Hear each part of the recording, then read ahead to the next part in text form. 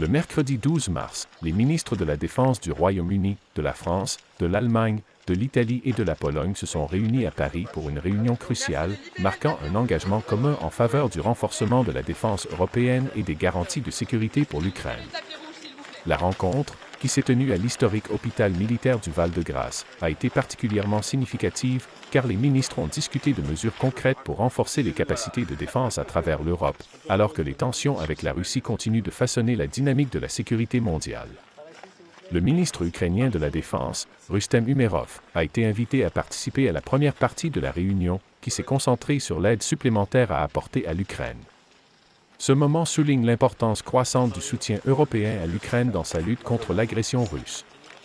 La deuxième partie des discussions a porté sur le renforcement des infrastructures de défense européennes, un signal clair du désir du continent d'acquérir davantage d'autonomie dans sa posture de défense, surtout alors que les États-Unis poursuivent une politique de rapprochement avec Moscou. La présence d'officiels de l'Union européenne et de l'OTAN a également souligné l'effort collaboratif visant à renforcer les capacités de défense et les alliances stratégiques. Les réunions à Paris font suite à un rassemblement rare qui a eu lieu la veille, où 34 chefs d'état-major de pays membres de l'OTAN, ainsi que du Japon et de l'Australie, se sont réunis pour discuter des garanties de sécurité pour l'Ukraine et de la possibilité de déployer des casques bleus européens dans un futur accord de paix. Fait notable, les homologues américains ont été exclus des discussions, soulignant le rôle croissant de l'Europe dans la gestion des défis sécuritaires posés par l'invasion russe en Ukraine.